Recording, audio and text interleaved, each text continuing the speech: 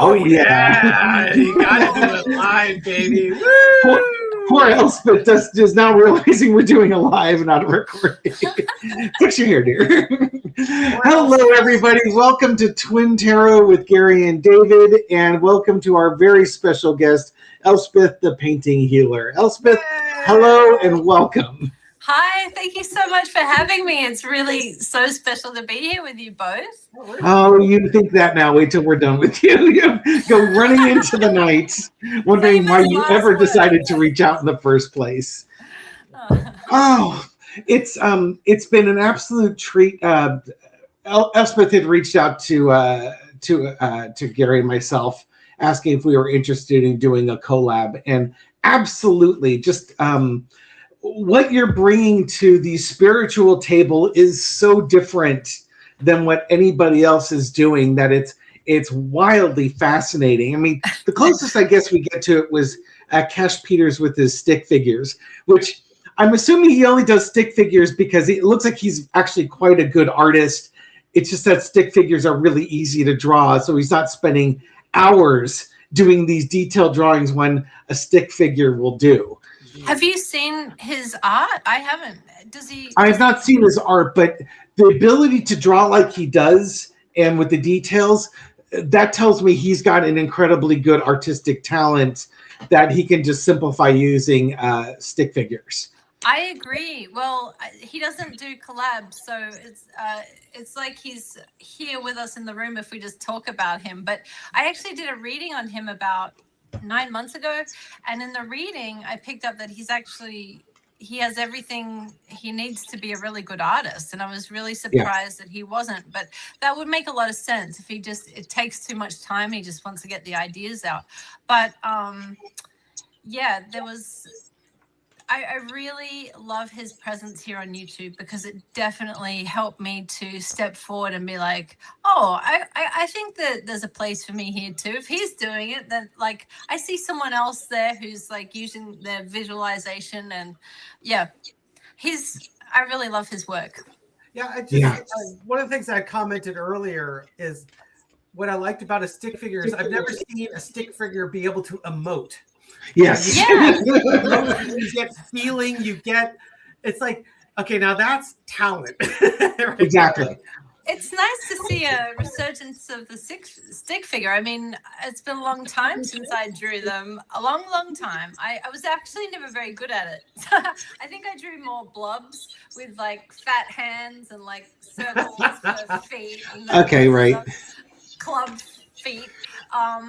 But yeah, stick figures are great, very handy, and he really does he puts a lot of. I think he should have an exhibition. I think that's what is happening. I think he should have an exhibition of his work.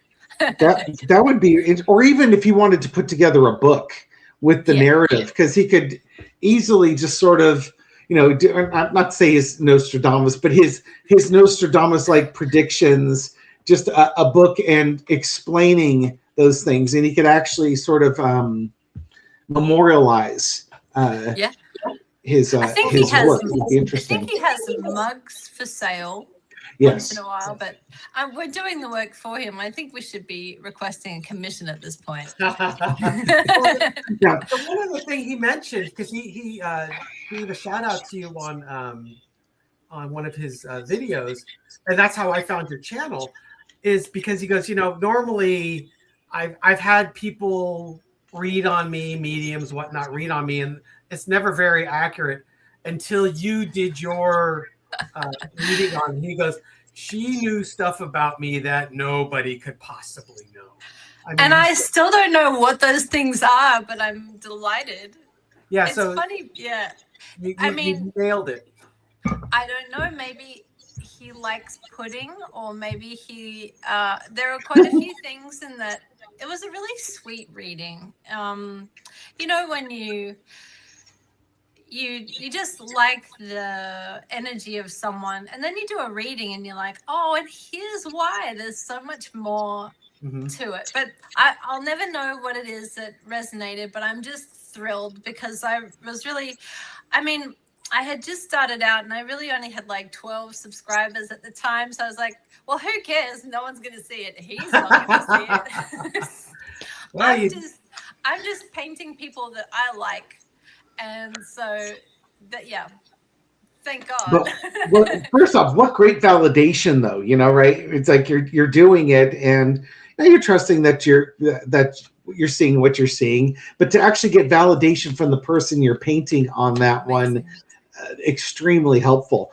Now, you do watercolors when you're doing your paintings. Is that correct? Now, Yes, is the watercolors?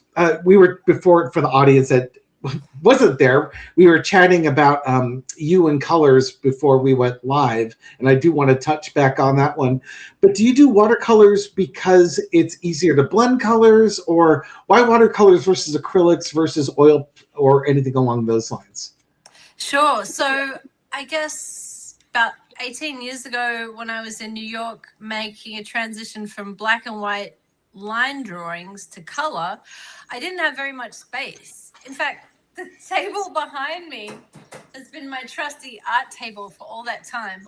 And that was the extent of my space to work on. And I didn't have ventilation and I didn't have much money. So oil paint was out. You need fans and a good exhaust and lots of money to keep up with all the colors. It takes a long time to dry. Watercolor is cheap and cheerful. And I really love working with the water itself. It has a bit of a mind of its own, and it feels like I'm sort of collaborating with spirit, I guess you could say, because it's so easy to make a mistake, and so it helps me to be a bit more present and work with it. I have just, it resonated with me right away, and it's become my favorite tool. Yeah. So now, Go ahead, Gary. I was just going to transition. You had mentioned in a previous YouTube stream that now we got a cat. Okay, yes. Oh, hi, cat. Sorry.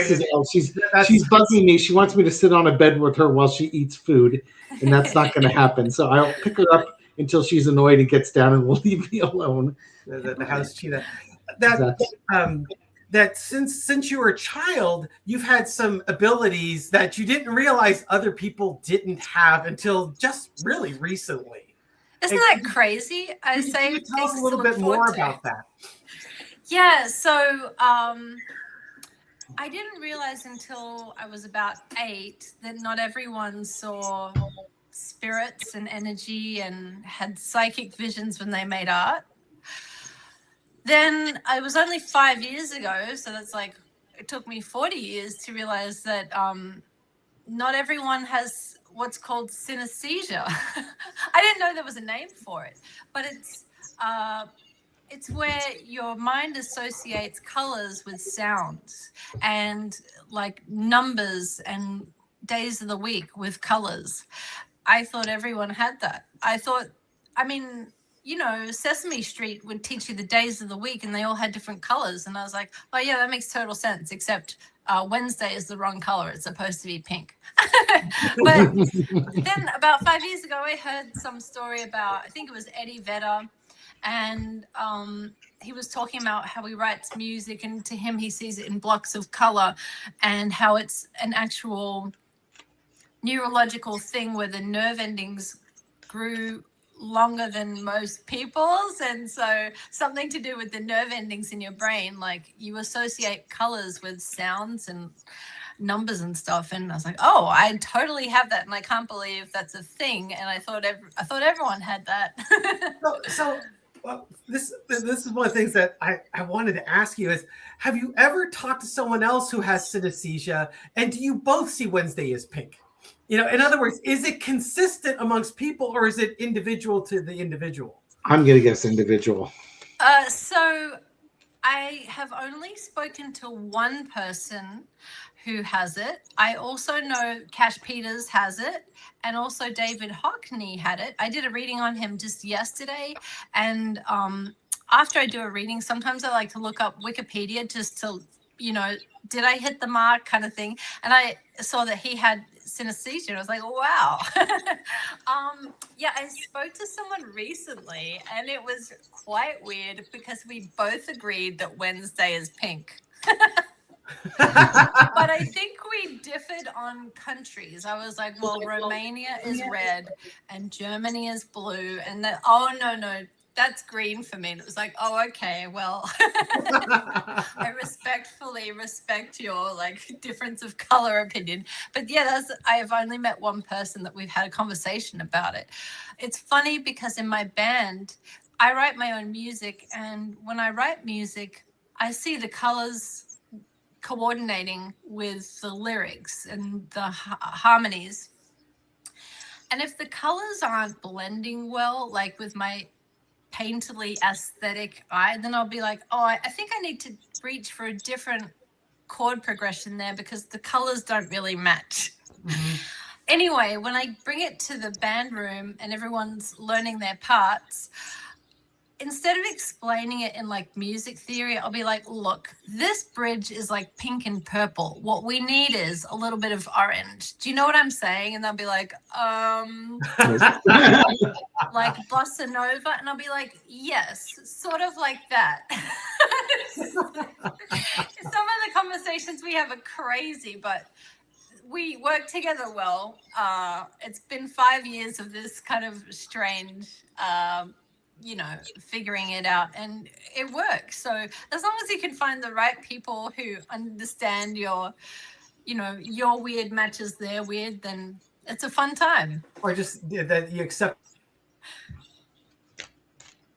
Okay, Gary's internet is spotty sometimes, so that gives me the opportunity to jump in. There's a girlfriend, you froze for like the last 30 seconds there, but yeah. There's a girlfriend of ours that we've gone to school with since junior high school, and she posted up once on Facebook, and the first time I heard this, that she can actually taste colors. And I don't know if you can hear music and sound, but I don't suspect by the look on your face that you actually can taste colors. I haven't noticed that, but I should look into that because I'm definitely a foodie as well. No, I don't think I'm going to look into it. I'm going to work on that, but it's not something that has been obvious to me. No, but I like that. That means that she has some psychic skills going on there, I would say. Yes. Well, I've been able to taste colors. Like if I get a purple jelly bean, it's grape flavor. Oh yeah. Flavor. Wow, how and did if you it's black, I give it to skill? David. Everyone's got that skill. Yeah, black licorice was never. My dad liked it. It was never popular with the kids. And when Gary had COVID for the first time, he lost his sense of smell and taste. Oh. So that was like the one time he willingly ate black licorice just to see what that was like. Now, chewing rubber, yuck. Or when they got the spiced jelly beans. So you get they are so horrible. I love spice, but those are really mean. Nasty. Those are so hot.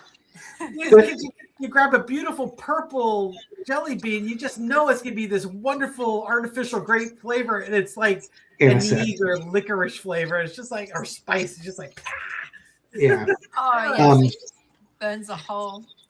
Our late mother, sometimes, every once in a while, she would make Toll House cookies with chocolate chips, but she would substitute raisins for the chocolate chips. And that's the most evil thing to do in the world. I am convinced. There's nothing this current administration could do that's worse than snaking in raisins when you think you're getting a chocolate chip. I have some horror stories too. My parents were both artists as well. And I feel like it was very character building, but it was horrible. I had an Easter once where I got one egg and it was unsweetened carob. So no dairy, no sugar. And I was like, are you trying to poison me? This is abuse. But also trying to beat your raisin cookie story. My dad would thicken spaghetti bolognese with peanut butter. His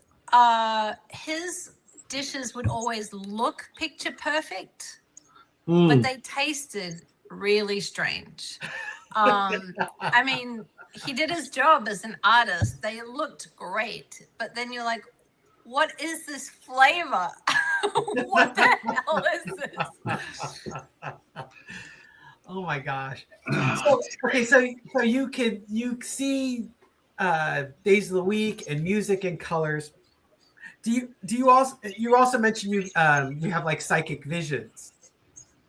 Tell me more about that. I'm absolutely fascinated by this. From someone who has no skills at all. Well, you guys have psychic visions. You know about that stuff. But we'll yeah. I'm not the only one in the room. Surely not. Well, I thought everyone did. Well, so I feel like I have sort of all channels open because I love thrifting. And when I go to thrift stores, I'm very sensitive to the energies there too. And it's like some things are like, oh, this one had a great life. And then some things like, murder, yucky, let's get out of this shop right away. But when I paint, I think it's because it puts me into a bit of a trance. And as I start focusing on, especially the eyes, when I'm painting someone's eyes, it's like I start seeing through their eyes, and I can feel the person that I'm painting like in my body. I can feel their hands in my hands. I can like, I start to like hear what they hear. So if they're deceased, then I would be seeing like memories, flashes. I would be feeling emotions. I feel like their hands are guiding my hands, especially like the portraits where I'm painting someone who's very sorely missed by their mum, for example. Then I'll feel their presence coming through me, like wanting to direct my hand and make certain adjustments to their portrait that will have some sort of a likeness that like their mum or whoever is receiving the picture will be able to really pick up on. I've so many times have delivered the painting and the person will be like, it looks more like them than the picture looks like them, or like it doesn't, you got their likeness, you got their essence, and that is only explainable to me because they were there. Their energy came through me, like they came through the brushes, they went through the paints. That's kind of the way that I go into the painting. I'm not going into it with an analytical eye, like according to my calculations, this proportion and that. Like I'm going in from the energetic. I'm just immersing myself into the energy of whoever I'm painting. And so, did you go to like art school or take classes, or is this all just your abilities that you've honed over the years without kind of formal? As a Sagittarius, I like to just teach myself. I don't have time for a manual. I don't like I never let school get in the way of my education, kind of thing. Since my parents were both artists, I kind of felt like it would be a waste of money to go to art school because my dad was like an art school professor and my mum an art teacher in high school, and we had all the art supplies you could possibly imagine, and we're always going to exhibition openings, and I wanted to do something different. It's a cliche of like wanting to rebel and do something different, and then I find my way right back to doing what the family business is. But I'm a little different in that my parents were printmakers and I'm a painter. But besides that, no, I didn't like to be told what to do. I felt like it got in the way of the real art coming through. I felt like, I also learned violin at an early age, and I could tell the difference between some performers just got it. They just felt it. They just emoted when they were playing violin. You could feel the express. It's like, how did they know about this torturous Russian composer and their terrible love life? They're just like a 10-year-old playing piano. But there's some psychic ability to be able to go into the energy and feel it and become a channel for it that makes the best performers. And then you have the performers who are just like reading the music and doing everything technically very well, but they're sort of driven by fear, like the need to perform and do it correctly. I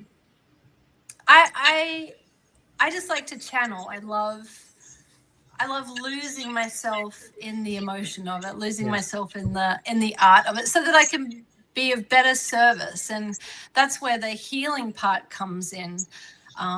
Through my painting, I feel like I'm restoring a connection with people and their loved ones. I don't just paint dead people, don't get me wrong. I paint a lot of people that are living. Especially now that I do a lot of private readings, I'm usually painting portraits of the person I'm reading. But then having a portrait of yourself and making eye contact with it, it's sort of like a timestamp of the reading, or like a souvenir from the emotional and spiritual journey that happened during that reading. And so I feel like that's where the healing is I can look into the past, I can look to the future, I can look through past lives, I can look to see energy blocks. And what I'm really interested in, just like when I'm doing a painting, is I'm looking for the beauty. I'm looking for the most positive timelines available. There's so much information that you can see as a psychic or as an artist, but it's what you choose to focus on that will bring the result of it being an uplifting, enriching experience. So that's it. It's not like I paint you and then your skin cancer is gone. It's like I paint you and I tell you about I can see a healed version of you. And it's like my vision is stronger than your vision of you as weak. And that's what it does. It's nice. Sort of like, when I can demonstrate how clearly I can see that everything's going to be all right for you, then you'll have more confidence in seeing that with me too. And that you can focus on that vision, and eventually it will tip the balance. If you choose. Yeah. I'll let Dave ask a couple of questions because you keep going. And that teaches you to ask me any more questions. So do you have like visions of the future, or is it just more when you were talking about how you go to a thrift store and you touch something and it brings a whole bunch of energy and either good or ick type stuff. But for your visions, do you see stuff that is coming in the future? And how many times have you been shocked by the fact that, oh yeah, that actually occurred? Yeah, you don't always get to find out how your readings resonated with someone. But when you do, it's really exciting and thrilling. Yeah, when I go to the thrift store, of course I can see visions of the future. It's me walking out with that awesome jacket. It's me feeling stylish whenever I wear it. And that's my vision of the future. But I could also see visions of the past where that jacket was really had some good times or whatever. But there was visions of the future. Let's talk about that one. Yes, because there's a lot of anxiety right now, and the reason why I'm asking is I had watched an NDE type video. Yeah, and this person was saying that in their experience, that they knew by 2032 we would be in a golden age. And so they're not stressing out so much about what's been happening over the last 10 years or so in social environments, because they know that in 6 short years, quote, Everything's relative. Everything's going to be fine. Everything will have worked out fine. And I really want to embrace that, but it's so hard. It's like raising kids. You know, the saying goes, you know, as the days drag on, the years fly by. And it's kind of I like, hate that saying. Oh, but it's so days are long true. and the years are short. Enjoy every moment. It's like I'm sleep absolutely. deprived. Absolutely. So what have you seen as far as the future and the visions that you've had for entertainment purposes only? Right. Okay. Well, a couple of ones come to mind. Okay, the gas prices, I wanted to see when were they going to drop, and I heard May 30th, and I was like, that's kind of weird because that's not Memorial Day, and if he wanted to like lower the prices, he would make sure that's the weekend. Well, Memorial weekend came and went, and then around the 30th, I noticed, yeah, the gas prices had dropped by 40 cents. I didn't say they were going to go back to normal, but it was like right to the date. And I was like, okay. I mean, small potatoes. There was another one with, this is one of those ones where you don't want it to come true. But about 9 months ago, I did a reading of Linda G. And I saw a scene where she was like in between doing YouTube videos, and she was just sort of like at a loss, just like really kind of grieving. And I felt that she had lost a dog. And anyway, that was 9 months ago, and then yeah, that came to pass. So Yeah. that was, you know, that's not one you want to come true. And certainly I wasn't like,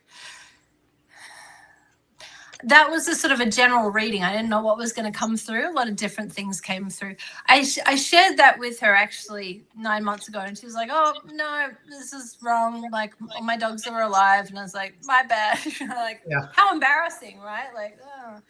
Sometimes you see things that are early, you know, you don't. There was another thing in that vision where I saw her putting a packet of like Hawaiian bread rolls on the table or something. She was getting ready for a cookout or something, and she's like, yeah, no, I don't eat that. And I was like, oh, okay, well, who knows? I mean, Yeah. that doesn't mean that she was eating it. It was a very kind of banal vision to see, so I don't know what it means, you know. But like, that's the thing about trusting what you're seeing. Sometimes it's like, that seems really like unimportant, or, you know, why am I? So those were a couple of things that came to pass. There was a weird one about like seeing something that I couldn't have known. He was getting ready to do a reading of my partner's friend who had passed away years ago, and I never met her. And it's like sometimes when spirit knows that we're getting ready to do a reading, I'll start getting downloads before I've even like made it to the painting. And I got this vision of her in the dentist chair, and I could hear this sound, and it was like biting into an apple of like a tooth being extracted. And I could see there was like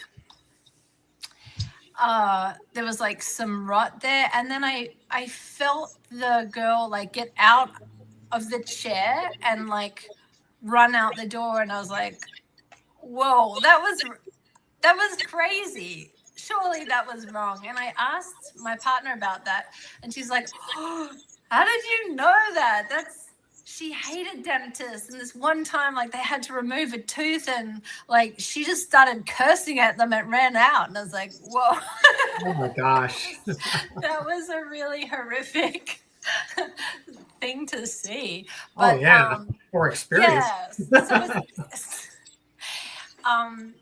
you know, but a lot of time you might get information that's just pretty not dramatic at all. It's just kind of like, it's so real life that you're like, is this even real? Like, this seems really boring. Like, Well, I get that, because it's like you're in your car, right? You know, you're driving home, and you get that forward vision of, Brussels sprouts again? I mean, come on, change it up. Yeah. Exactly. That's about my limit of psychic ability. But the psychic ability I have is the most useless psychic ability. It's like if I was a superhero, I'd be like Average Man. It's like if I'm like in a dream state or just about in a dream state where you're just kind of in that nether world. Yeah. I'll have like a dream and I'll see like a baseball bat falling over or a tree falling over. And then something will fall over like in the closet. And when it happens in my dream and it hits is the exact moment that it lands in the closet, for example. And it's just like, this is the most useless superpower ever. But it's happened on multiple occasions. I get that too. Like, especially with deja vu, I have it about the silliest things. And it's like, why is this important? Like the first time it happened, I was 7 years old and I was watching this semi-trailer back out.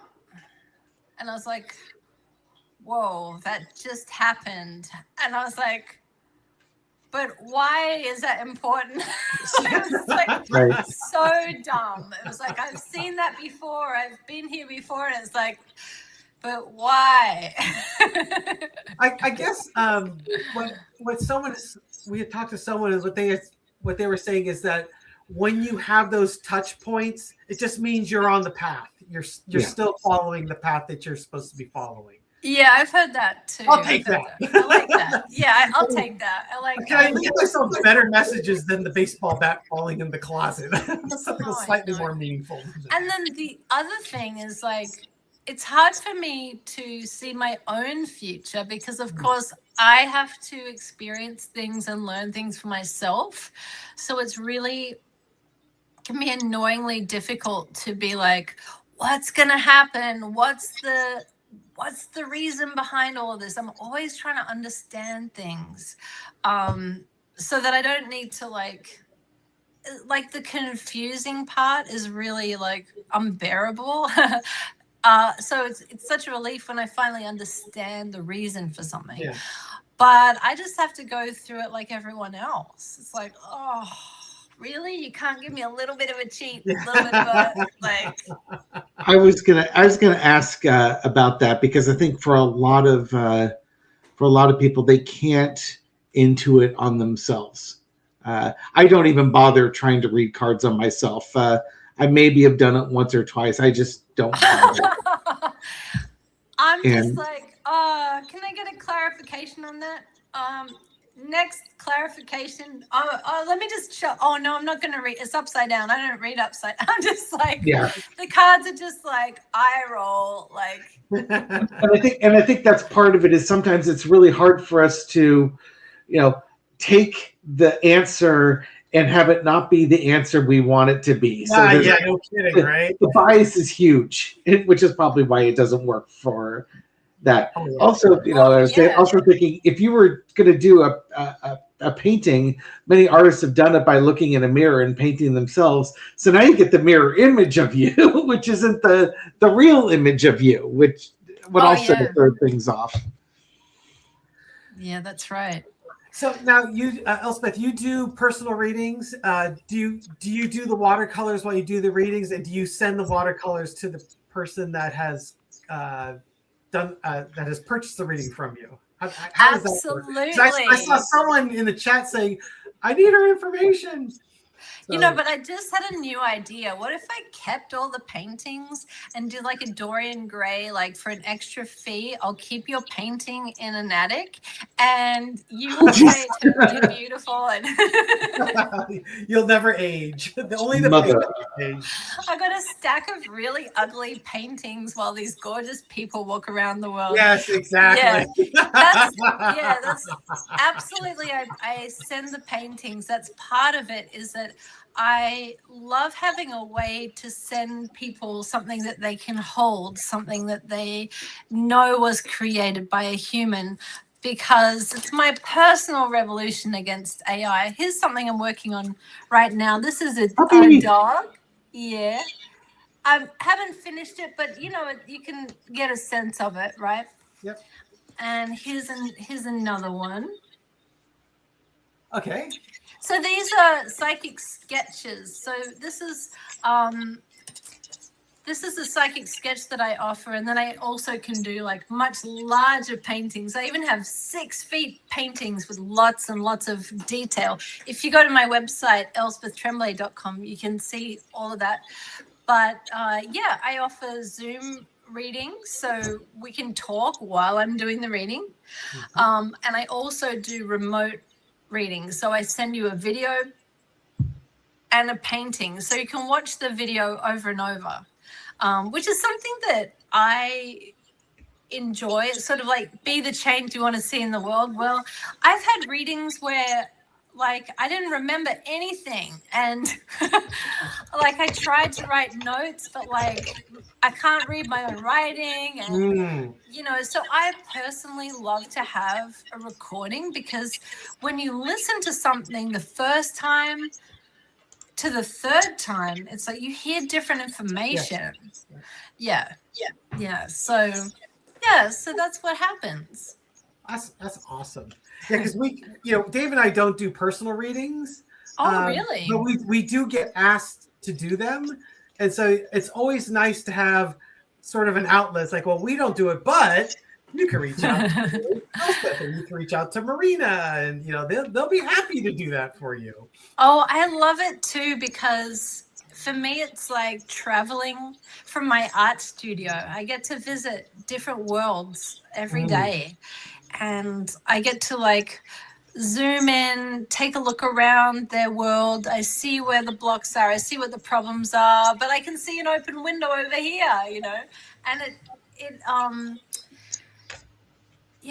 it's just such a privilege way of being in the world, to be able to come in and help people with something that's really plaguing them, and they may not feel like they can come. They may feel like they've talked too much to their friends about it, and they want someone to just like give a different perspective, someone who doesn't know them, someone who doesn't have anything invested in the outcome. To kind of be like, tell me the truth, Yeah, tell me what I need to know, not what I want to hear, type of yeah, but I'm always going to want to find a positive way, because I really believe like even the dirt and the manure of our life can be useful in composting and tilling the soil to make the most beautiful roses. I mean, sometimes it's just a question of timing. I feel like, that's what alchemy is. You're taking a lead and turning it into gold. There's something that we can, I mean, otherwise, what's the point? I really feel like here we are in these lives, in this world, with this terrible, terrible situation that's happening in the government. But actually, I think that there's a lot of silver linings. And you were talking about the transition that we're in right now. Well, I think change has a really has a bad connotation. Change doesn't mean that it's bad. A lot of good changes have happened. I know at least 3 people that have got new jobs in the last month. That's a huge change, but it's a change they've been praying for, So, I mean, bring me back to to Earth here. I'm going off on tangents, but Dance Stuff Diva was asking, what's the current wait time? If someone were to book today, how far out would they expect before they would have you would be getting to their painting? And do you do cats? Yes, I do cats. On my website, you'll see a portrait of Sinbad and Sesame, the 2 cats that I did a while ago. Well, I can, there's a range. So there's a burning question reading that you can have within the next week or 2. Or if you are happy to wait a month, then you could get the psychic sketch. So there's a scale. So, the cheapest one available, you'll have to wait a month or two. But if you need to know right away, then I can drop you into the schedule for the next week or so. Yeah. Nothing like urgent pricing. Yes. That's right. United States Postal Service first class stamp against FedEx same day. Exactly. Exactly. It's up to you. It's up to you how much you need to know what you want to know. I've been thinking about making an announcement in the next couple of weeks, because I know Christmas is 6 months away, but if people want to have, like, to give it as a gift, they're going to need to get on my books soon. So I'm going to be making an announcement. I know it seems like 6 months away, but seriously, like, painting takes time. All these things take time. The postal service. So, yeah. So another question that was very interesting. Can you paint people as they were in a previous lifetime? Yes. Yes, I can. So I use a photo reference. So what I would do in that situation is I would, if the person has a lifetime in mind that they would like to be painted. For example, I've done some past life regressions, and I can identify a couple of lifetimes where I looked prettiest, and I would want those to be painted. So I would say, hey, can you paint me when I was a Danish prince? But if the person didn't know what they were in a lifetime, like, it depends, like, how much information they have to provide me to start with. So if they had no information, then what I would do is I'd probably do a general reading. I'd go look into their past lifetimes, and I'd ask to see the one that was most relevant for them to see now. By the way, if you go to my channel, you can see a conversation I did with Michelle Brock, a past life regressionist and author, and she gives full detail about past lives. Very interesting. That's fascinating. I would do a reading on looking into your past life, and from there I would do a painting based on what I saw. And because I prefer to work with a photo reference, I would probably look up photos of people that had similarities so that I could paint freely while I'm doing the reading. I did a look into Nancy Guthrie and like who the perpetrators were. And in that reading, I actually got a glimpse of one of the perpetrators, because I saw him taking his mask off because she had sort of collapsed, and he felt safe enough to take his mask off. But I got a glimpse of his face. And so to paint his face, I used a couple of photo references of public figures that I think there was like the one of the Kardashians, the Rob, mixed with Nick from this band. Anyway, so I did like a composite. One Direction? Those, what's that? Was that One Direction? No, it wasn't One Direction. That other boy band that they were young boys about, in 2008, and now they're it's grown men. And they did Backstreet Boys. No, not Backstreet Boys. No, they're older than that. There's 3 of them, and they have dark hair. One of them dated Taylor Swift. Yeah, sorry, boy bands are not nice. Boy bands for 200, Alex. Anyway, in my vision, the Jonas Brothers. Jonas Brothers. Thank you. You got it. That's it. Nick Jonas. So I referenced those photos so that I could do a painting that combined, just so like I didn't have to think too much when I was painting like the jawline and stuff. That's sort of I did a recent reading where someone wanted me to paint someone where there was no photo reference, and I did it, but then I learned that I won't be doing that again, because I painted someone who didn't match up with how they remembered them, and I should have just asked, can you give me some physical qualifiers, just so that I know that, because when you do a reading, there are so many spirits that want to come through and say hi, that having a photo reference means you can match up the visual with the right person. And I guess I had channeled an aunt. I don't know who I channeled, but it wasn't the person they were hoping to contact. So I'm not going to waste my time doing that again. I think the so biggest... if you already know what the person looks like, then describe them to me so I can, you know, help me help you. I don't want to give you a portrait that you're like, you know. I think the biggest challenge I would have if I had that ability to paint someone's past life would be just getting tired of painting Napoleon over and over and over again. Yes, because we all are famous yes, world we're all leaders. Napoleon in a past life. There must be like billions of multiple timelines where everyone was Napoleon at one point. That's what I was asking Michelle Brock about. I was like, do you find that everyone was Cleopatra and Joan of Arc? Yeah. And she's like, yeah, I don't know why, because, and I was like, and has everyone been in the Holocaust? And she's like, well, statistically, there were a lot, you know, but also like, I don't know why everyone wants to be Cleopatra. It wasn't so fun in the end, you know. Yeah. You were just some random peasant. Yeah, I see you delivering mail. The end. Oh, right. yeah. And then you died of a cold. When people send you pictures, do you prefer that? Like, you know, I was just thinking, like, okay, let's say I would take a screenshot and send it to you and say, hey, pink earring myself.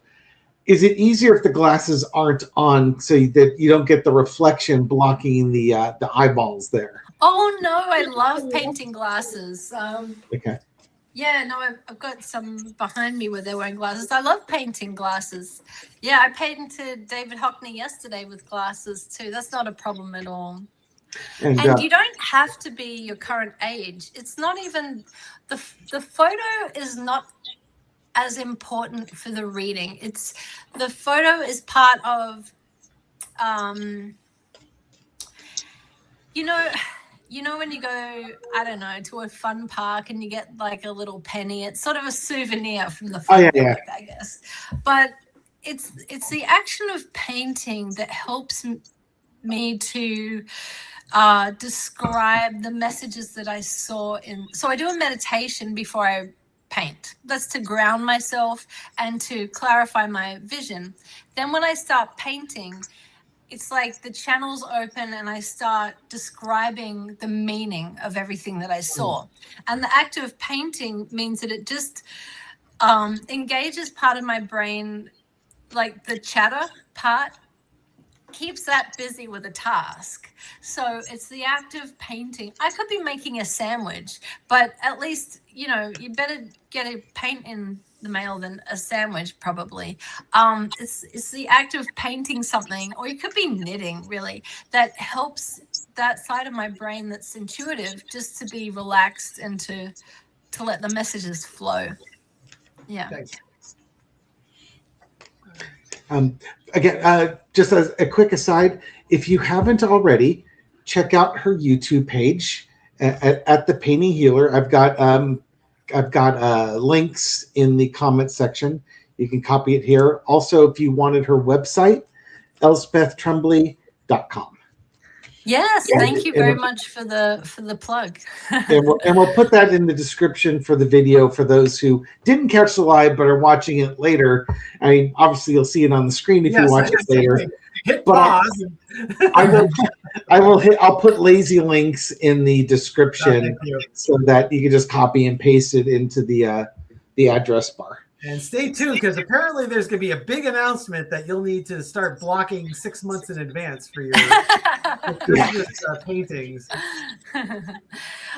You know what would be fun is if we could meet up again and do a reading on a topic. You guys could pull cards and I could do a painting and we can compare notes. Oh, there you go. Now, and I think you mentioned this earlier. You don't necessarily need to be painting to get impressions. It's just that the painting gets you into that really meditative zone where the information flows quite easily. And then you've got that 50. How long does it take you to do painting? 15 minutes, half an hour, an hour? What's the? About 20 minutes. Okay. Yeah. Yeah. I've done readings. I do readings for like 45 to an hour, but they can be more like interactive, so the person has time to like ask follow questions, but usually everything they need to know comes through within the first 20 minutes. Anything after that is just extra detail and scenery, but usually it's 20 minutes. It's amazing how succinct it is. Like over hundreds of readings, it's like that's the time. Yeah. And Gary would back that up. Our readings, we try and, or I don't think we actually try and target, but they usually come in at 20 minutes plus whatever the intro time was, because there's a lot of blathering that needs to go on. Yeah. So, Elspeth, do you see auras? It's like I was curious about that too. Yeah. It's like I feel them and I see them like with my third eye. Like, yeah, I can feel like the energy field around someone. When I'm painting people, the colors that I'm choosing, they're very intuitive. It's just like when you're cooking and you're like, oh, it needs a bit more salt. It's like, what am I missing? And it's like, oh, I'm craving this spice. I was doing a portrait of Kamala Harris, and I was like, oh, it just needs a little purple right here. And so the colors that I am drawn to, that I feel like need to be in the painting, they feel connected energetically to like their aura. So yeah, I guess it's sort of like I feel like I feel their auras more than just see them. Yeah. So now you had recently done a video where you had purchased a new car and the car had no history, so everything was kind of like wide open and fresh, right? A new car. You've also talked about you go to like a thrift store and you might touch a pair of boots and go, that thing's got really bad juju. I don't want anything to do with that. Yeah. Now, when you meet people and let's say you shake hands or you're talking to them, do you like immediately get a feeling of like closeness or ick when you meet someone for like the first time? For sure. Oh my Sometimes that must be so difficult to process. Oh, it's okay because it's like I have this And are you getting the ick right now? Yeah. Goodbye. She's taking over the internet. It's okay. We've had many a girl tell us about the ick when it comes to us. Well, I guess I wouldn't be able to do this energetic work if I didn't have a fundamental understanding that everything is always okay. And everyone at their core is good. Some people cover it up. Yeah, some people hide it really well, don't they? That's right, but there's nothing to be afraid of. That's my core understanding. It's like I have my feet in the ground, but my head is above the clouds. And above the clouds, it's always sunny. There's no bad weather. So when I dip underneath the clouds and I'm like looking at the psychic weather in someone's life or something, and I'm like, oh, storms rolling in. Oh, prepare, get an umbrella. I still have that fundamental understanding that everything is okay. I'm not like, death is not even something to be afraid of. There is no ending. It's just a transmuting of energy. So even people that give me the ick, it's like, I'm safe. I'm still safe. No one can really hurt me. It's like, I have a question. Are you raising your hand for a question? I'm bouncing with this one. All right. Jared Kushner. He has been described as having dead eyes. They're big, black, almost like a shark when it's attacking type of thing. I don't know if you've looked into him or done a painting on him or Dear Ugh, Leader, but it's kind of ugh. like What are you the. trying to give me the chills right now? I know, right? It would be really interesting. Obviously, people are very concerned with the leadership of this country, but I was just thinking, you were talking about eyes, and they talk about dead eyes, and I would be wildly curious, even without the painting. Like when you look at Jared Kushner's eyes, what are kind of the impressions that you get from that person? You don't have to go too deep on it because I suspect you don't have to dig very far to find out what that person is or is not. Yeah, so I haven't looked at in his eyes the way you don't take a deep breath when you walk past a dumpster. Like, Yeah. do you know what I mean? Like, when you walk past the trash, like, close your mouth. I have not looked deep into his eyes because, like, I know what I would see. But just kidding. He gives me like dead fish energy. Like if you were to give him a handshake, I feel like it would be a limp kind of Got it. handshake. So I feel like he's a useful sort of apparatus in that he doesn't have a lot of like strong energy of his own. It's like he's carrying through he doesn't have a lot of conviction, so it's sort of like he's a useful tool. Okay, maybe switching gears of again, because Gary and I do a lot of political talk here. Of the political leaders, either current or past, which ones have you looked at and you're just like, oh, thank God we had somebody like that? Whether it could be a Pete Buttigieg or a Barack Obama or something along those lines. I imagine we could probably name the usual suspects, but which, Sure. or even celebrities that you've seen that you just go like, this person is the most amazing being of light I see, and you fall in love with them just for that. Oh gosh, yeah. I heard another psychic say this once, and I was like, really? But I fully identify with it too. Is that like I fall in love with most people I read? Is just like you see that you just people that work on their energy that are like earnestly trying to like make good in this life. It's like their energy is just so gorgeous. I just fall in love with their energy. Meryl Streep, like we all know she's wonderful, but doing a reading on her was like, holy wow. Like she's really moving a lot of ground in this lifetime. She's really that was a phenomenal and very memorable one. I did Kamala Harris. Her energy was great. I did one on Eleanor Roosevelt. Yeah. That was very interesting too, and that made me feel like we're in good hands. Like there are a lot of stewards that have their energy in the game still with us, and they are involved and very interested and helping to shepherd the way things are going. I haven't done a direct read on Obama. I did his illustration many years ago because many years ago I was trying to be a editorial illustrator. So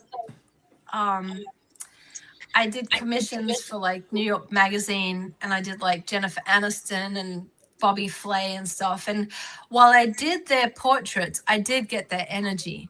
But I wasn't so consciously trying to make sense of what they were saying. So, back then I actually did an illustration of Donald Trump and I did Britney Spears, and it was like, ugh. I felt sick for days. I felt very compassionate for Britney, and I felt very sad because it was 2008. It was when she was having a manic episode. But Donald Trump was just like, something stuck. It was like, even back then, because I was like, oh, I didn't feel one way or another about him like 20 years ago. But when I did his portrait, I was like, oh, oh, it was bad, even, that long ago. Yeah. Yeah, I think Pete Buttigieg is a great suggestion of someone that I should paint. I think that would be a good one. Yeah, and I think that's a safe one that you're probably, totally. because he really does come across. I can't imagine he's anything other than how we see him, a very sincere, engaging person who just wants the best for everybody. I mean, I'm sure he's got his dark side, and I'm sure it's tamped down really well because it's just like, yeah, we all have it. It's just like, yeah, but just because we have it doesn't mean it needs to bubble up to the surface. We can, yeah. I feel like he's actually very well integrated. I don't feel like there is like a lot of dark side. I feel like he is very well integrated. Yeah. I feel like he is aware of all of his parts, and yeah, I think that would be a good safe one to do for sure. Okay, maybe not as interesting because I don't get the sense that there's a tortured inner life. I mean, sometimes that makes it really, like I did David Lynch, Frida Kahlo, Isabella Rossellini, and those people had really beautiful, very passionate interior lives. And some of them, like those three people, Isabella, I don't think had the nightmares, but I feel like David Lynch and a couple of other very creative people. Did you see how the light just went out? Yeah, yes. Scary.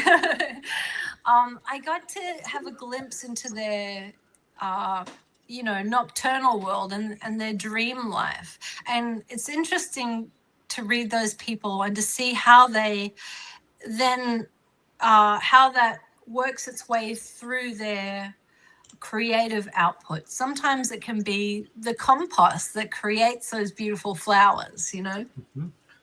Somebody's in the comments saying, I bet you Fred Rogers, Mr. Rogers would probably be a fantastic subject to paint. I think I would also volunteer Jimmy Carter. Yeah, I feel like that would be a really sweet one. I don't know why I bring up subjects I don't want to talk about, but here I go again. That sounds like a good album title. I've had a few suggestions for Michael Jackson. And I'm not going to be doing that one. Yeah, it was interesting. This woman, Martha Ann St. Clair, who is a channeler that I've worked with in the past and is a friend of mine as well. She was, good God, where was I going with this?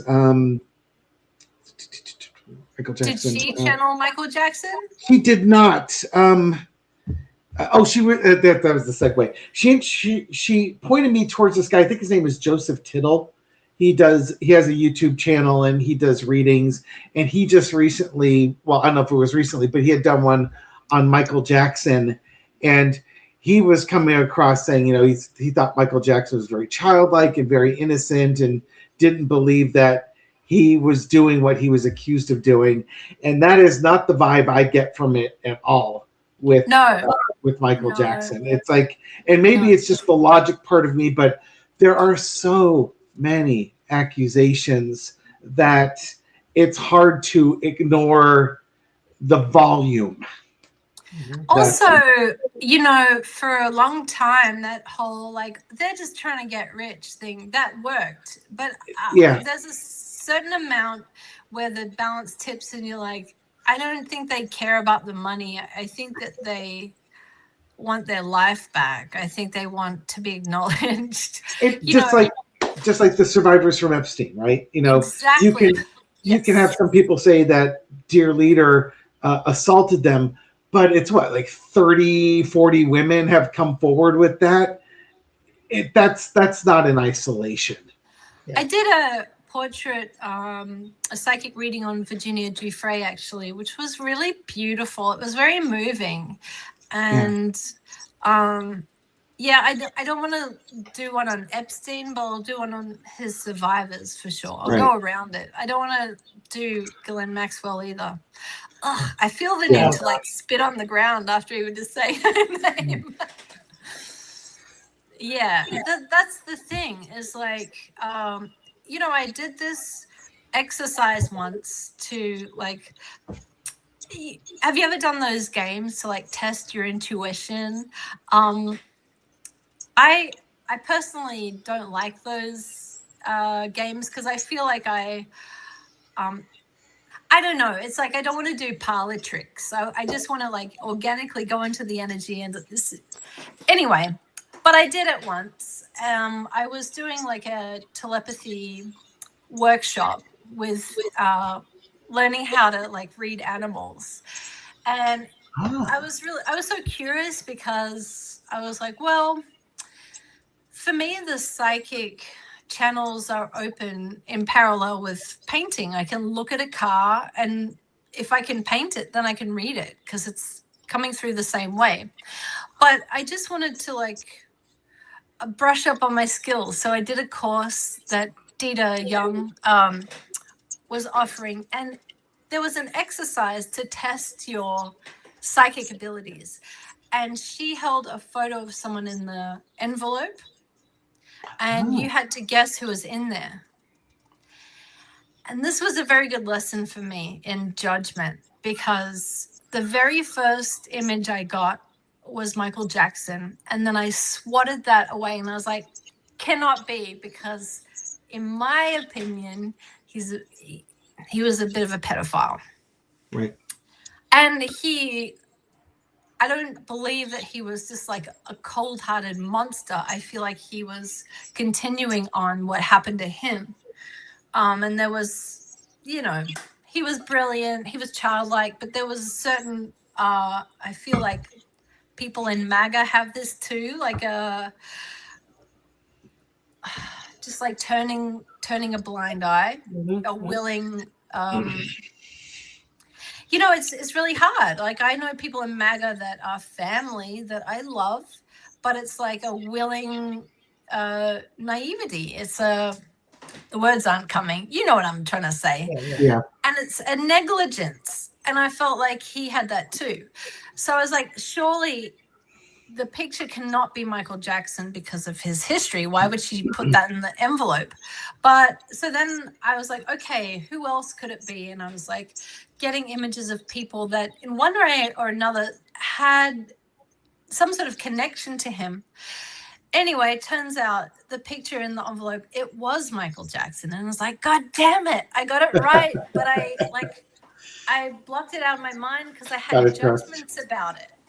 And this is the importance of like grounding and meditating and clearing your mind, because those judgments can really throw a spanner in the works when you're trying to get to the truth of a matter. But I thought, oh, obviously she didn't see the documentary that I saw, because if she had, she wouldn't have used that celebrity as a reference. But that was very interesting. Yeah. And it's hard because sometimes, you know, these people are heroes, and you can both be a musical genius, a childlike person, but also have that dark side. And this one personally hurts to bring up because I've managed to stamp it down. But the current Dalai Lama apparently has an issue with children too. And it's like, you just don't want to believe it. You know, you just don't want to believe it. No, not him. Please, not him. Allow us our heroes without having a really dark side to them. But when did you find that out? Is that recent? Within the last couple of years. Oh. And the quote that sealed it for me was his people, because there have been a couple accusations, and his people have said that, well, he couldn't possibly have, you know, tried to kiss little boys using his tongue because he's an enlightened being, and enlightened beings wouldn't do that. That's a very specific accusation, though, isn't it? What the yes, hell? It is. But the excuse is, oh, it couldn't possibly be him, you know, because he's enlightened. It's like, that is not an excuse, and you've just confirmed it to me that he actually does do that. Sounds exactly like all the priests. Yeah. Well, you know, any kind of like suppression, I feel like is not, it's not good for you, you know, if you're so, it kind of makes sense to me. It's funny because in one way he's a teacher, and in another way he's still teaching by default. Like, Yeah. I saw him in person giving a seminar, and this was like 30 years ago, and what I remember from what he said was, nobody has the power to hurt you. Only you have the power to take that on, you know, but nobody has the power to hurt you. And I was like, really? Like, but so interesting. How convenient for someone who's out there hurting people, right? Of course, that's what they would say. Yeah, but so he's also teaching that you can't hold anyone as a guru. You can't put anyone on a pedestal. Yep. He's like teaching us some enlightened words, but he's also showing us, don't even look up to me, because I'm a human too, and I have faults too. exactly. And if you're judging me, then you'll be judging yourself. So I feel like he's teaching consciously and also despite himself. How interesting. Yeah. Oh, what a shame. And again, somebody in the comments, Gabby's like, please don't tell me that. And I'm assuming that's with regards to the Dalai Lama. And it's like, yeah, it's just, I didn't want to know it either. And I don't mean to bring you down, because in the spectrum of what he's done on this planet, he's been an amazing leader, but he's still a human, and he still has human urges. And, you know, it could also be just sort of and he was like Michael Jackson. He was never allowed to have a childhood. He was immediately put into some role. And I think in some ways, Michael Jackson was trying to compensate for his lack of childhood in that one. Literally, the Dalai Lama was taken at like age 4 from his family. It was being told he was like, you know, a religious leader, and was treated as such. And I remember I was reading a book, like a biography on him, and he would be talking about looking at the window, watching other children play, and being angry that he's forced to go in here and do all this religious text stuff while instead of being allowed to be a child and grow up. And I think there are consequences for that. For sure.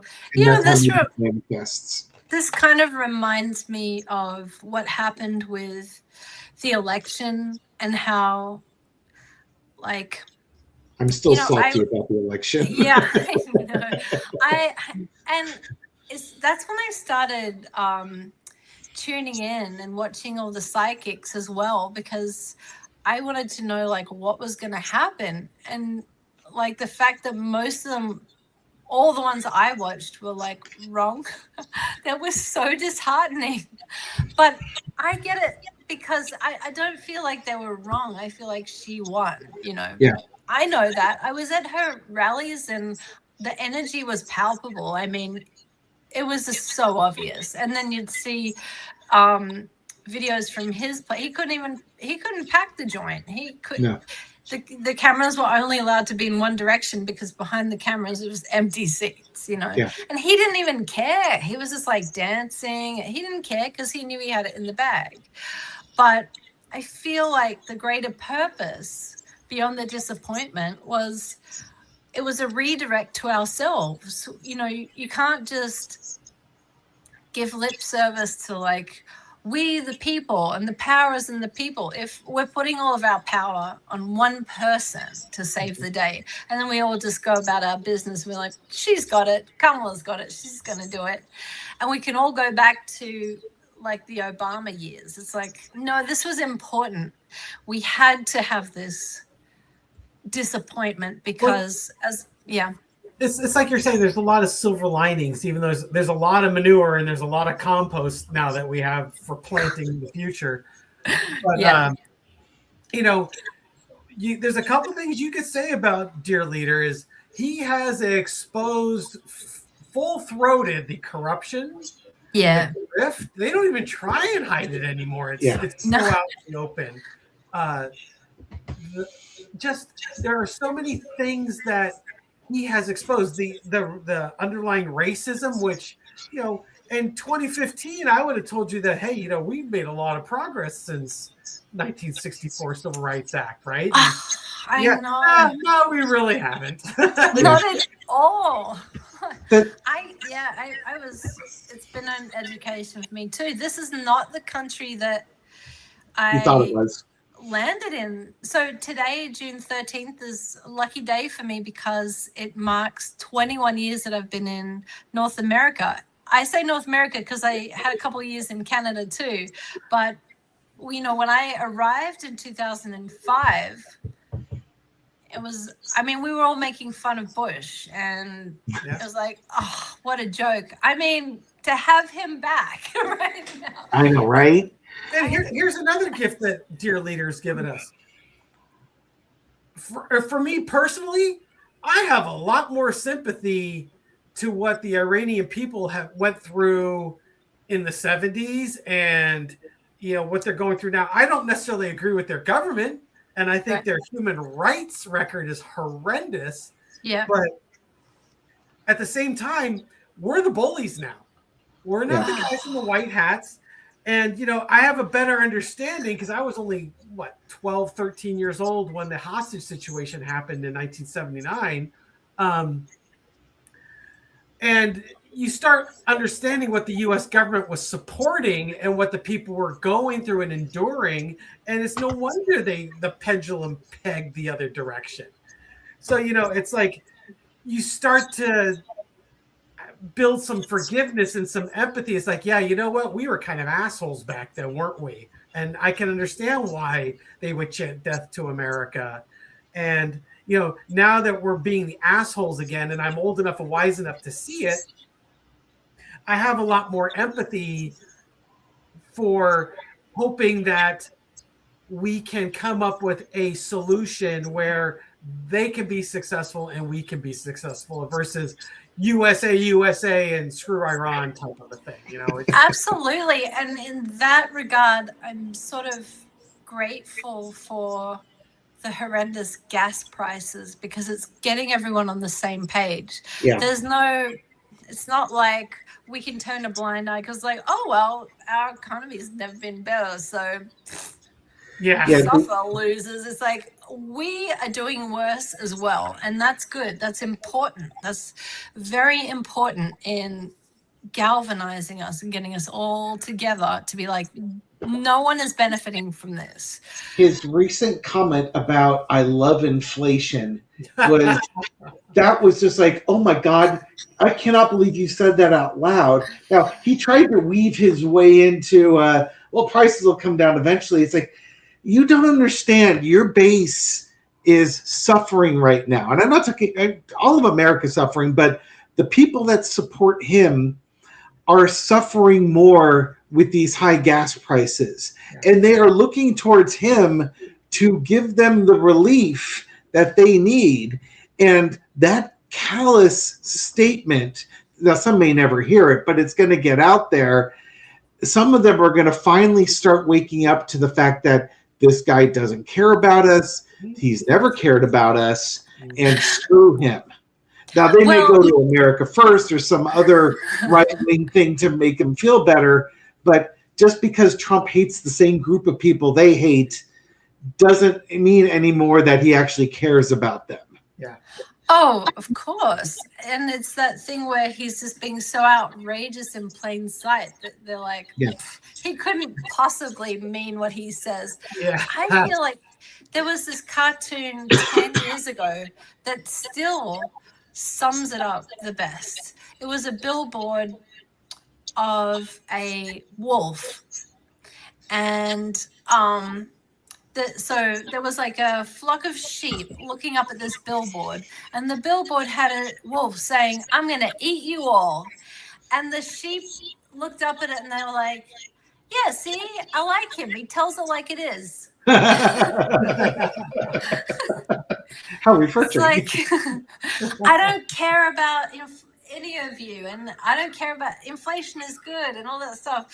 And people are like, yeah, see, he's honest. I can trust him because he said he was going to hurt us, and he's hurting us. Yeah. Yes. Okay, man of his word. Okay. Well, how much is enough? Like, Dear God.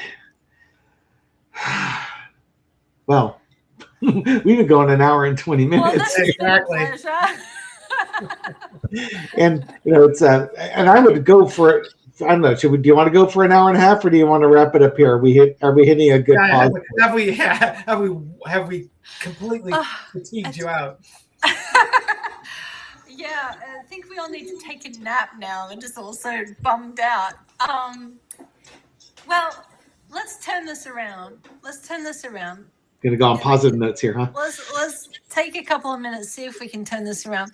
You know, I'm grateful for these hard times. I did a painting on Maya Angelou once, and she's an Aries, and I don't have a lot of Aries friends, but so I don't know a whole lot about Aries, but she was just like that joyful kind of warrior spirit. And it was just like a study in joy. And she talked about like being thankful during the hard times. And being thankful gets you into a kind of alignment where you're more able to have acceptance. And acceptance is quite powerful. It's like in karate, when the person who just lets the other one, like, uses their energy and gets out of the way, and that other person that's being very forceful just like hurts themselves. That can be the power of acceptance sometimes, is it gives you the ability to like hold the tension, be the sacred bearer of just like witnessing something rather than feeling like you're going through it all. And so the silver lining with all this like tumultuous energy and stuff that's happening in the world is that we've found each other. We've thatched together this beautiful community of kind, very thoughtful souls that are willing to put themselves out there and make themselves vulnerable. Like, it took me a long time to want to announce that I'm a bit different in terms of like having psychic abilities. When I first sort of came out of the broom closet and announced that I was witchy when I was 8, I started giving readings on the schoolyard, and pretty soon it like came back to haunt me, and it was a horrible experience. I felt very like exposed and humiliated, and it was just too easy to make fun of the psychic girl. Even though I'm thinking, why? Because I can see all your secrets. I wouldn't make fun of me if I were you. But good point. But it took all this happening for like the psychics to come forward and be more visible on YouTube. And it took the news, like, the sad thing about like the news not being trustworthy anymore, that was such a disappointment. Seeing all these companies capitulate, and like Target and all these, it's like, damn, there are so many places I don't want to shop at anymore because they too easily just threw away their DEI, and the news just like did away with facts. So we turned to psychics, and I think turning to psychics made us turn to our own intuition more. And that has got to be that is such an amazing gift. I didn't expect that we'd get to this point in this lifetime, coming from the 80s where things were so superficial and inflated, to being like here where we are now, where yes, we have AI, but we also, I feel like people are counterbalancing that by being more vulnerable and more human and more open and more expressive. I think that this is a very exciting time for us, and you can't have one without the other. So, if we stick together and we do our best, then I think we're in for some treats. I think we're in for some good surprises. There's just no way there isn't something good coming out after this. It's like the bottom. How many more depths to this bottom can there be? You know, we've become more resilient. We've become more immune to all the BS. We're less horrified, so that when things shake out and we have a chance to start again, because look, we are every day, we are one day closer to him kicking the bucket. Yeah.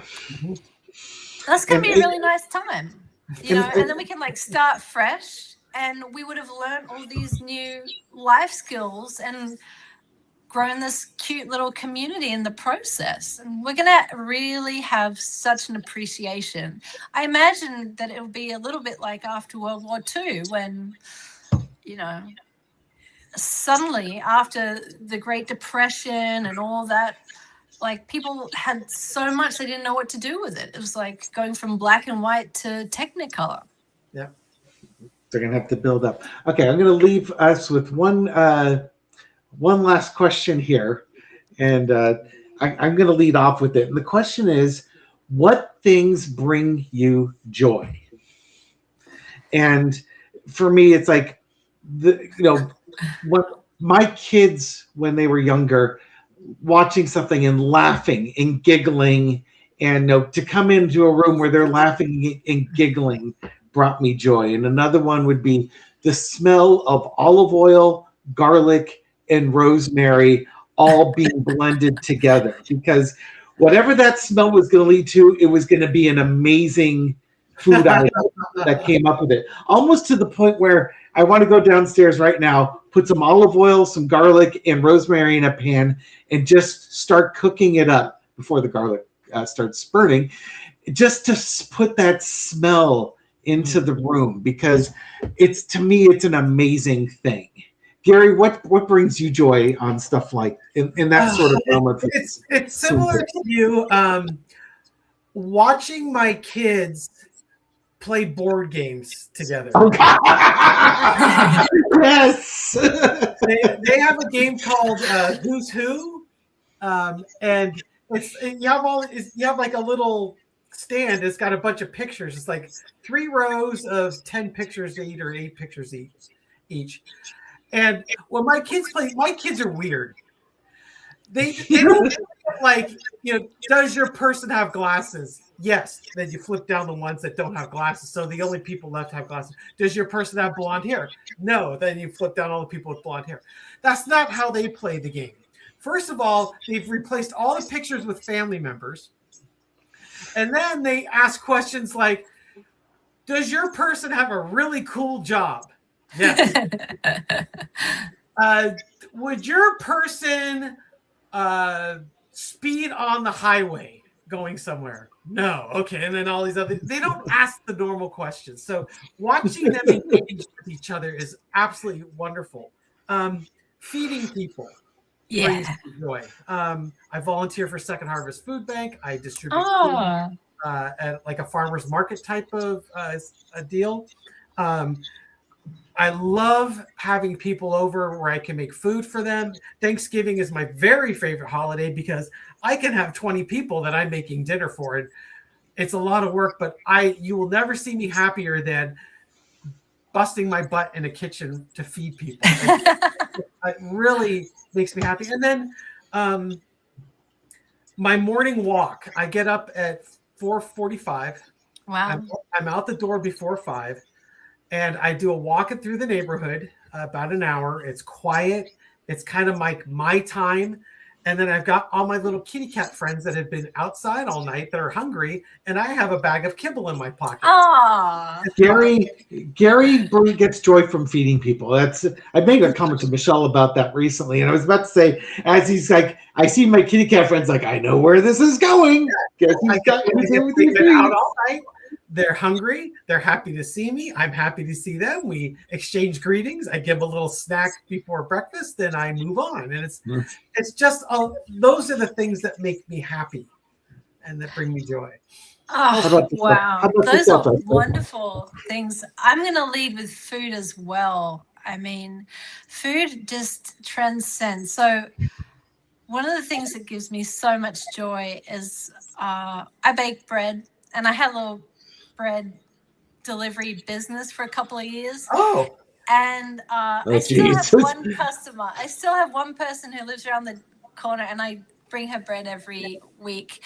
And when I open the oven door, and just like the aroma just hits you in the face, and it is just incredible. The smell of fresh baked bread, fresh baked sourdough. It's just out of this world, And I torture the other tenants in my building because you can smell it all the way down the hall, and everyone's like, "What? Where is that? Where's the bakery?" Funny story. There was a cemetery in Brooklyn I used to go for walks around. It was a great place to walk around, especially in fall, because there were maple trees and it was just beautiful. But there was a bakery right across the street. Oh, jeez. You'd be walking through the cemetery getting so hungry because you could smell like fresh bread, and it was like, this is so wrong. Near our house, it was the Oro Wheat Bakery, and every once in a while, they're outgassing the smells, and it's just like, and it wasn't all the time, but it's like you knew when the oven doors hit and it exhausted out of the building because the whole neighborhood around there smelled like fresh baked bread. Our high school was like, it was kitty corner to it, so you could be at school and you would just all of a sudden you smell freshly baked bread coming through the air. It was amazing. Once I was in the town of Gruyere in Switzerland. Oh. And that's where the Nestle headquarters are, and also where they make Gruyere cheese. Yep. And when you walk around outside in the hills, it smells like feet. Oh yeah, it's cheese like that, isn't it? And the chocolate, it has a very specific smell. It was like, oh. But back to things that bring me joy, it's feeding people. When I was a pastry chef, there were a couple of servers that worked in banquets, and I would simply text them a photo of, a piece of cake or a cookie, and they would, in short order, they'd run up to the kitchen and be like, you sent me a picture of some dessert, and I was like, right over there. Or I would be like, meet me in the cooler, and they'd walk into the cooler, and I had left a surprise for them where it was like I had 6 hot cakes cooling in the walk-in fridge. So when you walk in, it's just the smell of like chocolate cake. And I got such a thrill out of like vicariously like seeing them enjoy the food or the aromas. It's like, it's a special kind of thrill. I love laughing, but I also love making people laugh. Yeah. That feels like medicine. It feels like power when you can like snap someone's energy into like surprising them into laughing like that. It's absolutely. I love that. I live for those moments. Yeah. Yeah, and holding my kids' hands. I love crossing the street because it's an excuse to hold their hands and to feel their little fingers, and just like, I think we said something about like the days are long and the years are short. I used to really hate that saying, but now that I'm over the sleep deprivation years, I really do soak in every moment I can. I love kissing their cheeks. They're like fuzzy apricots, Yeah. Just like those little things. It's really true. I mean, that was I didn't hear that phrase until my kids were basically graduating high school and going into college. And it's so true, because I remember when my son he was graduating, he was starting college, and my daughter was going to be a senior. And it's just like, where did the time go? Right. It's just like they were, in my mind, they're still like 4 or 5 years old, and they're leaving the house now, and it's just my wife and I, and it's just like, I'm not you, because this is the second marriage for both my wife and I, and she had a daughter from her first marriage. So we've been mom and dad since we said I do. And this is the first time really in our entire relationship where we're home and there's no kids. And that was a real gut punch for me because I have to redefine my role where my priority is no longer dad. My priority is now husband. Yeah. That reminds me of that phrase landed on me.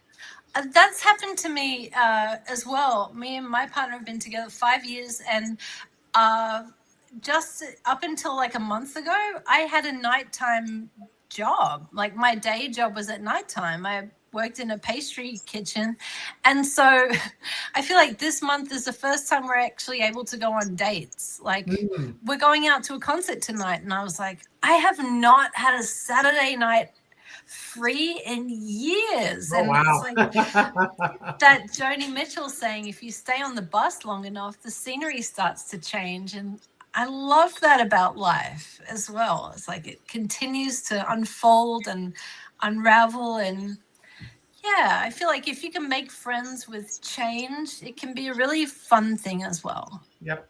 Yeah. Thank you so much for having me on your channel. That's an absolute pleasure. There's been a whole bunch of people in the comments saying we got to do this more often. Yeah, that would be great. That would be great. And I like your idea about, if we have a kind of a topic or two to read on and paint on, and we can kind of compare notes as we go through it. I think that'd be a lot of fun. It'll be great. It'll be like a twisted, dysfunctional Bob Ross. With those happy trees. That's right. Okay. And now let's see. I've got up right now Elspeth's YouTube channel at the Painting Healer. Feel free to copy and paste that into your browser. Go subscribe to her channel. A lot of the intuitives have been watching our channels get throttled. So subscribe to her channel, and then there's a notification bell, and you get 3 choices: none, personalized, and always, I believe is the other one. Click on the always. That way, every time she posts up a video, you will get a notification, and you can decide if you want to go watch the video or not. If it's on personalized, which is the default, YouTube decides when they want to let you know if that video's up there. And if she's not in the YouTube good graces, you won't get the notifications that she's put something up unless you personally go to her channel and look. That's right. If we're not in the YouTube good graces, it's going to be very interesting stuff we're talking about. Exactly. My channel, the twin channel is definitely not in. We're in timeout. That's a high compliment, I would say. Yeah, and even my channel, although I missed one video this week, I've put up a video a day like I normally do, and I've lost 20 subscribers this week. And it's just like, man, it feels like you're swimming against the current. Yep. Now, that being said, and that's disheartening, but I'm still getting the views. Yeah. And ultimately, that's the important part. It's not how many subscribers. Subscribers is an ego thing. Absolutely. Subscribers. But really, what I want is I want the message to get out. That's way more important. Yep. So if you're subscribed to Twin Tarot with Gary and David or Tarot by the Bay with myself, check your subscription and hit your notification bell so that you know that we've put a video out and you can decide if you want to see it or not. Again, for this video, I will have Elspeth's YouTube channel and her personal website hyperlinked into the description section, which is just right underneath the video. You'll see a button that says more. You click on that, and it'll give you the description of the video. Plus, in this video, I've had them pop up on the screen. So give her a follow and check out her videos. They are very interesting. Nobody is doing what she does. Yep. So it just gives you a different perspective on the topics that concern us. Right on. Thank you, guys. I've really had such a wonderful time, and I look forward to another opportunity to hang out with you guys. This is we're onto something really fun here. Absolutely. We'll talk after this one. We'll set up the next meeting. Everyone, have a great weekend, and we'll catch you on the next video. Take care.